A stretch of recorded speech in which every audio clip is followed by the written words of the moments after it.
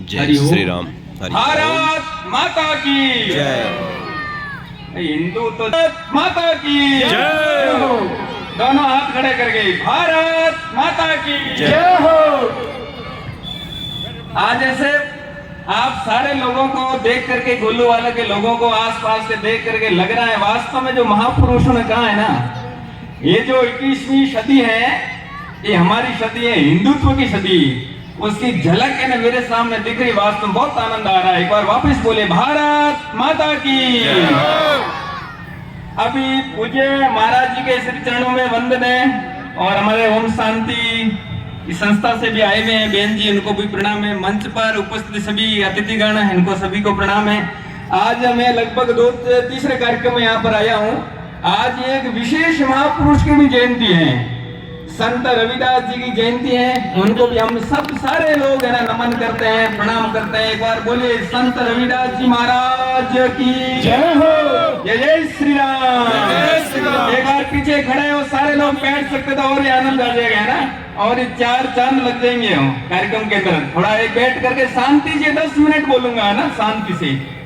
उनका प्रचारक हूँ, मेरे को 15 साल हो गए घर बार छोड़ करके इस काम करते हुए। संघ का काम है, धर्म का काम, इस करने के लिए ही मैंने घर बार छोड़ा। बस शादी वगैरह कुछ नहीं की, केवल हमारा ये धर्म है, हमारे समाज के लोग हैं, जागृत कैसे हो सकते हैं इसके लिए हम काम कर रहे हैं। हम 4,500 लोग हैं जो देश धर्म के लिए मर मिटने के लिए तैयार है, ऐसे त्याग करके घर बार छोड़ करके लगे हुए इस हिंदू समाज के निर्माण के लिए। 4,500 के हम लोग पूरे भारत के अंदर। तो आज हम सब हिंदू समाज के निमित्त यहाँ पर बैठे हैं, और हमारे महापुरुषों ने वही काम करके गए जो हमको काम करना है। हिमालयम समारभ्यम यावद हिंदू सरोवरम तम देव निमित्तम देशम हिंदुस्तानम प्रदक्षते। हिंदुस्तान हमने किसको कहा है, हिंदू किसको कहा है? हिमालय से लेकर हिंद महासागर के बीच में रहने वाले जितने भी लोग हैं वो सारे के सारे हिंदू हैं। और फिर क्या कहा है, ये देवताओं द्वारा निर्मित देश है।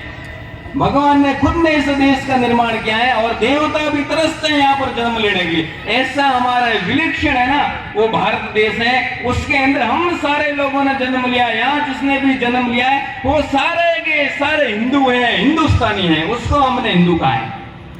मातृवत प्रदारेषु प्रद्रव्येषु लोष्टवत् आत्मवत् सर्वभूतेषु ये पश्चिदेश पंडित। कहते हैं ना हिंदू यानी कौन होता है, हिंदू का अर्थ कट्टर नहीं होता है। मातृवत प्रदारेषु, प्रायी स्त्री है, प्रायी बहन है, हमारे माँ के समान है, वो बहन के समान है प्रायी स्त्री। ऐसा कहीं पर कहा है तो हमारे धर्म के अंदर कहा है। वो कभी धर्म कट्टर हो सकता क्या है, वो कभी राक्षसी वृत्ति का हो सकता क्या है। हमारे धर्म के अंदर हमने कहा है एक माताएं बहनें है, प्रायी स्त्री हमारे माँ के समान है, देवी के समान है। ऐसा हमारा धर्म हमको सिखाता है। प्राय धन है, मिट्टी के समान है। हम हमारा घर भरी हुई ला करके सबको हक देंगे, सब कैसे जी सकते हैं, सब लोग आपस में कैसे जीवन यापन कर सकते हैं, इस दृष्टि से हम सारे लोग धन कमाएंगे। किसी के दूसरे के धन के ऊपर ना हम कब्जा नहीं करेंगे। इसलिए कहा है प्राय धन है वो मिट्टी के समान है। आगे कहा है आत्मवत् सर्वभूतेषु ये पश्चिदेश पंडिता। ये चराचर जगत के अंदर जीव जंतु है हमारे धर्म के अंदर। तो आपने देखा है ना, गाय को भी हम रोटी देते हैं, कुत्ते को भी हम रोटी देते हैं, चींटी को भी है ना आटा डालते हैं, कीड़ी नगरा वो भी सीखते हैं। हमारी माताएं बहन बुजुर्ग महिलाएं बेटी स्नान करके सुबह उठ करके, और जाति कीड़ी नगरा होता है उसको भी हम सीखते हैं। ऐसा हमारा धर्म है, वो कभी कट्टर नहीं हो सकता है। इसलिए कहा है आत्मवत् सर्वभूतेषु, चराचर जगत के जितने भी जीव जंतु है सबके अंदर मैंने भगवान के दर्शन किए हैं। कण कण के अंदर शंकर है, उसको हिंदू कहा है हमने। और तो और आप विचार करिए, जब ज्यादा हिंदू के ऊपर चर्चा होने लगी तो कोर्ट के अंदर मामला चला गया, भाई हिंदू यानी कौन है। तो कोर्ट ने कहा है वे ऑफ लाइफ, जीवन जीने की जो पद्धति सिखाता है वो हिंदू धर्म है। ऐसा हमारा महान हिंदू धर्म है, उसके हम सब के सब अनुयायी। जय श्री राम। फिर हमने आगे कहा इसके बारे में, धर्म के बारे में हम लोगों ने और वर्णन किया है।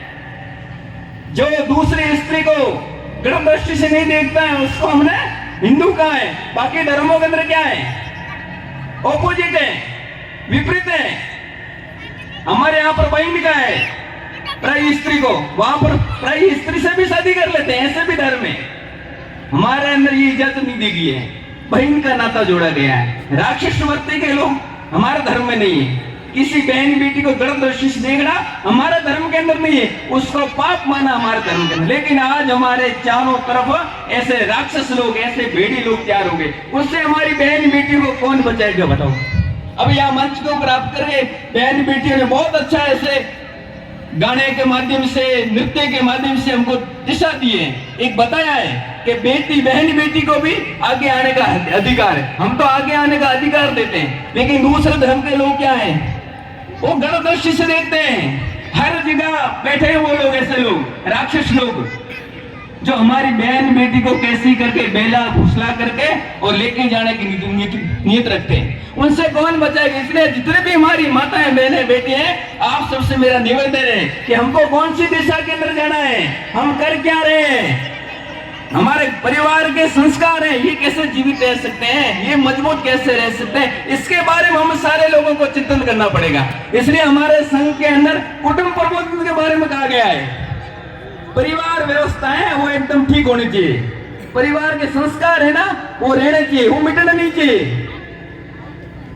आज का सीरियल देख करके और बहुएं क्या करती है, सास को कैसे करके उस सासू माँ का गर्दन दबाई जाए, वो आज सीरियल के माध्यम से, टेलीविजन के माध्यम से सीख लेती। आज तो आज ये हाथों के अंदर मोबाइल पकड़ लिया है, ये गलत बात नहीं, मोबाइल भी हाथ में होना चाहिए, लेकिन करते क्या है, आज मोबाइल पास में होते ही मोबाइल से ऑनलाइन सीधा सासू माँ ने किसी गुस्से में आकर के थोड़ा बहुत भी कुछ बोल दिया, तो आज कोई माँ को फोन करते, वीडियो कॉलिंग ऑनलाइन बता देते, देखो मेरी सासू माँ है ऐसे गालियां बोली, देखो मेरा ससुर है आज ऐसे बोल रहा है। नहीं, सहन शक्ति नहीं है, ये माताओं बहनों के अंदर सहन शक्ति होनी चाहिए। पहले के जमाने में यहाँ बुजुर्ग महिलाएं बैठी है, बहुत सहन शक्ति होती थी उनके अंदर, कभी भी घर के अंदर कलश नहीं होता था, वो माँ बाप की तरह सास ससुर को मानते थे, ये हमारे माँ बाप है, हमारी माँ बाप ने कन्यादान कर दिया है, इधर भेज दिया है, इसलिए जिंदगी भर के लिए मेरे माँ बाप तो ये सास ससुर है, ऐसा मानते थे, ऐसी उनकी पूजा करते थे, तो अपने आप ही परिवार के अंदर कलेश नहीं होता था।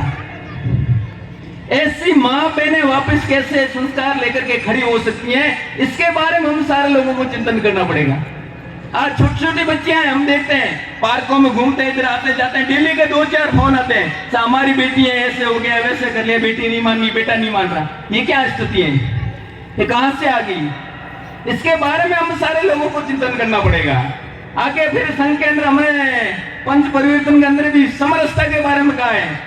ये हमारा हिंदू समाज समरस कैसे हो सकता है, भेद नहीं होना चाहिए, छुआछूत नहीं होना चाहिए, इसके बारे में हमने कहा है। पर्यावरण के बारे में हम लोगों ने कहा है, पर्यावरण बचना चाहिए। आज हम सारे लोग गाय माता की बात कर रहे हैं, कभी आप मरी हुई गाय माता को देखा होगा आपने, मरी हुई गाय माता के चारों तरफ है ना प्लास्टिक पड़ी रहती है, वो कहां से आती है? आज घरों के अंदर प्लास्टिक आ जाती, सब्जी लेने के लिए जाते हैं हम लोग, आलू है, प्याज है, मटर है, टमाटर लाते हैं, अलग अलग लाते हैं, 4-5 चीजें लाते हैं, 4-5 प्लास्टिक घर के अंदर आती हैं, फिर उसका छिलका निकाल करके उस प्लास्टिक में डाल के रोड पे फेंकते हैं। कहता है ना, मरता क्या नहीं करता, बेचारी भूखी मरती हुई गाय है, गाय माता है, वो प्लास्टिक